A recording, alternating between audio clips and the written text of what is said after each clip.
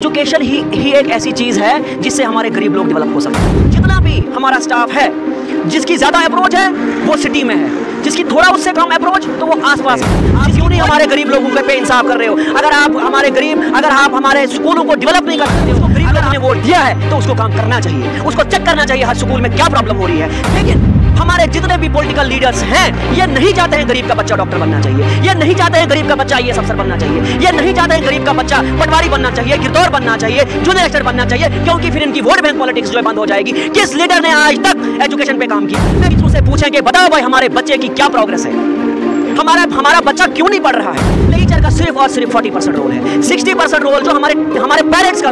तो गरीब लोगों ने वोट दिया है तो उसको काम करना चाहिए, उसको चेक करना चाहिए हर स्कूल में क्या प्रॉब्लम हो रही है। लेकिन हमारे जितने भी पॉलिटिकल लीडर्स हैं, ये नहीं चाहते हैं गरीब का बच्चा डॉक्टर बनना चाहिए, ये नहीं चाहते हैं गरीब का बच्चा आईएएस। आज भी आए हो, क्या कुछ मुद्दे लेकर आज आप कागज लेकर यहाँ पर आए हो? देखिए, मैं पिछले 1 साल से, ऐसे में काम 12 साल से कर रहा हूँ, लेकिन 1 साल से मैं एक्टिवली काम कर रहा हूँ, एजुकेशन पे काम कर रहा हूँ मैं, क्योंकि एजुकेशन ही एक ऐसी चीज़ है जिससे हमारे गरीब लोग डेवलप हो सकते हैं।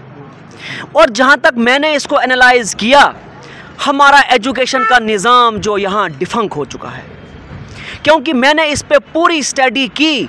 जितना भी हमारा स्टाफ है, जिसकी ज़्यादा अप्रोच है वो सिटी में है, जिसकी थोड़ा उससे कम अप्रोच तो वो आसपास में है, जिसकी कोई अप्रोच नहीं है तो वो पहाड़ पे है। इसलिए मेरी रिक्वेस्ट रहेगी सरकार से, जैसे आप आर्मी को फ्री हैंड देते हो आतंकवाद को ख़त्म करने के लिए, वैसे आप एजुकेशन डिपार्टमेंट को फ्री हैंड दे दो इस सिस्टम को ठीक करने के लिए। क्योंकि मैंने बहुत बार देखा, मैंने हर जगह देखा। आप देखिए हमारा कलिहान स्कूल, वहाँ पे हेडमास्टर नहीं है। आप देखिए हमारा बहली का स्कूल, वहाँ पे नहीं है। हेडमास्टर बनाने के लिए आपको कोई भी रिक्रूटमेंट नहीं करनी है, हेडमास्टर को बनाने के लिए आपको कोई स्पेशल पोस्ट नहीं निकालनी है, या प्रिंसिपल बनाने के लिए आपको कोई रिक्रूटमेंट नहीं करनी है। तो इसलिए आप क्यों नहीं कर रहे हो? आप क्यों नहीं हमारे गरीब लोगों पे इंसाफ कर रहे हो? अगर आप हमारे स्कूलों को डेवलप नहीं कर सकते हो, अगर हमारे रूरल एरियाज़ के जितने भी स्कूल है वहाँ स्टाफ नहीं आएगा, तो आप हमारे गरीब लोगों के साथ इंसाफ नहीं कर रहे हो। लेकिन हमारे डिप्टी कमिश्नर इसके लिए हैं, या चीफ एजुकेशन ऑफिसर जो है, इनकी नीयत साफ है। आप देखिए कि हमारे डिप्टी कमिश्नर साहब ने 5000 डेस्क दिए, 5000 डेस्क दिए। वो कोई गवर्नमेंट ने नहीं दिए, वो डिप्टी कमिश्नर के असल रसूख से हमको मिले। लेकिन आप देखिए डायरेक्टर स्कूल एजुकेशन जो है वो इस पे काम नहीं कर रहे हैं, क्योंकि एटीडी किसने करनी है? एटीडी तो डायरेक्टर साहब ने करनी है ना। उसके बाद टीचरों को जो हमको हेडमास्टर मिलना है वो कमिश्नर सेक्रेटरी ने करना है, जो हायर सेकेंडरीज में प्रिंसिपल्स मिलने हैं वो कमिश्नर सेक्रेटरी ने करना है।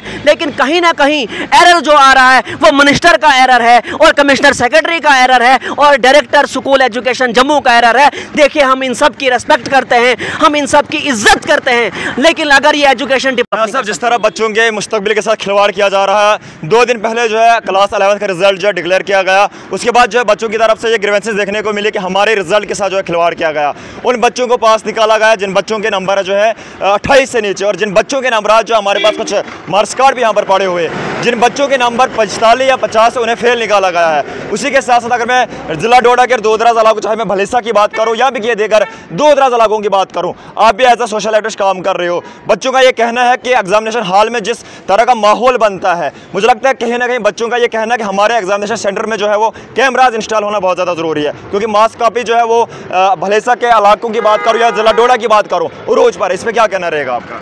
देखिए, ये जो नकल का सिस्टम है, ये जो कॉपी का सिस्टम है, ये बंद होना चाहिए। क्योंकि जब हमारे बच्चे नकल करके पास हो जाएंगे तो वो डोडा सिटी के बच्चे से compete नहीं कर सकते हैं, वो जम्मू के बच्चे से compete नहीं कर सकते। आप देखिए जर्मनी में क्या होता है, जर्मनी में सबसे स्ट्रॉन्ग जो होता है वो प्राइमरी लेवल पे स्टाफ होता है, सबसे क्वालिफाइड स्टाफ जो होता है, जो सबसे इंटेलिजेंट स्टाफ जो होता है वो प्राइमरी लेवल पे होता है। और यहाँ पे प्राइमरी स्कूल से और मिडिल स्कूल से इंटेलिजेंट टीचर को हटाया जाता है और उसको हाई स्कूल में लगाया जाता है। जब बच्चा प्राइमरी लेवल से ही पढ़ के नहीं आएगा तो वो कैसे पास हो जाएगा, कैसे रिजल्ट आएगा? इसलिए सबसे पहले इनको प्राइमरी लेवल पे फोकस करना चाहिए। जब ये प्राइमरी लेवल पे फोकस करेंगे तो तभी जाके हमारे गरीब लोग डेवलप हो सकते हैं और हमारे स्कूल भी डेवलप हो सकते हैं। क्या लगता है जिस तरह हाल ही में इंतखाबात हुए डोडा की, अगर मैं बात करूं, डोडा बुंजा से हमारे एमएलए महराज मलिक ने जो है अच्छे वोट से जो है जीत हासिल की, क्या लगता है आने वाले दौर में वो ज़िला डोडा के हालात ठीक कर सकते हैं? हालांकि मैनिफेस्टो की अगर बात की जाए, उन्होंने कहा था कि एजुकेशन सेक्टर को हम इम्प्रूव और डेवलप करेंगे। क्या लगता है अभी भी लोग जो है उसी खस्ताहाली में है, गरीब बच्चों के साथ लगातार जो है नाइंसाफ़ी की जा रही है? देखिए, मैं किसी भी पॉलिटिकल लीडर के लिए कमेंट नहीं करता हूं, क्योंकि सबका अपना अपना काम करने का तरीका है। उनका जो काम करने का तरीका हो उनका ही अल्लाह हाफिज हो, हमें उस चीज़ पे कोई, लेकिन अगर उसको गरीब लोगों ने वोट दिया है तो उसको काम करना चाहिए, उसको चेक करना चाहिए हर स्कूल में क्या प्रॉब्लम हो रही है। लेकिन हमारे जितने भी पॉलिटिकल लीडर्स हैं ये नहीं चाहते हैं गरीब का बच्चा डॉक्टर बनना चाहिए, ये नहीं चाहते हैं गरीब का बच्चा आईएएस अफसर बनना चाहिए, ये नहीं चाहते हैं गरीब का बच्चा पटवारी बनना चाहिए, गिरदौर बनना चाहिए, जूनियर एस्टेट बनना चाहिए, क्योंकि फिर इनकी वोट बैंक पॉलिटिक्स जो है बंद हो जाएगी। किस लीडर ने आज तक एजुकेशन पे काम किया? मैं पिछले 1 साल से काम कर रहा हूँ, एजुकेशन पे काम कर रहा हूँ कि हमारा एजुकेशन का सिस्टम जो है ठीक होना चाहिए। और जो मैंने पाया इसमें बहुत बड़ा नेक्सस है, इसमें बहुत बड़ी धांधली है।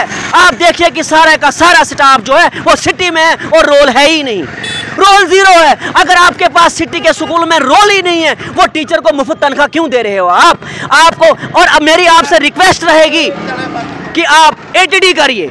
जब आप एनुअल ट्रांसफर ड्राइव करोगे तो हमारे जितने भी रूरल एरियाज के स्कूल हैं तो वो डेवलप हो जाएंगे। लेकिन आपने जो ट्रांसफर्स करनी है वो आपने सिस्टम को मद्देनजर रख के, ये क्या बोलते हैं इसको, रेशो को देखना है। जो हमारा पीटी लिए एक मैसेज है कि जो 26 तारीख को मीटिंग होती है वो मीटिंग आप अटेंड कर लीजिए, क्योंकि जब आप मीटिंग अटेंड करेंगे आप वहां टीचरों से पूछेंगे बताओ भाई हमारे बच्चे की क्या प्रोग्रेस है, हमारा बच्चा क्यों नहीं पढ़ रहा है। लेकिन जब तक ना आप मीटिंग अटेंड करोगे, क्योंकि मैं बार बार कहता हूं कि टीचर का सिर्फ और सिर्फ 40% रोल है, 60% रोल जो हमारे पेरेंट्स का रोल है। लेकिन अगर वो स्कूल में विजिट नहीं करेंगे, अपने बच्चे को देखेंगे नहीं, वो किस सोसाइटी में रह रहा है, वो कहाँ पे अपना सिस्टम चला रहा है। इसलिए मेरी रिक्वेस्ट रहेगी उनसे कि आप 26 तारीख को मीटिंग अटेंड कर लीजिए। आप टीचर से वहाँ पूछिए कि बताइए हमारे बच्चे की क्या प्रोग्रेस है। जब आप स्कूल में विजिट करोगे तो तब जाके हमारा एजुकेशन का निज़ाम जो है ये डेवलप हो जाएगा। बहुत बहुत शुक्रिया फयाज साहब बातचीत करने के लिए।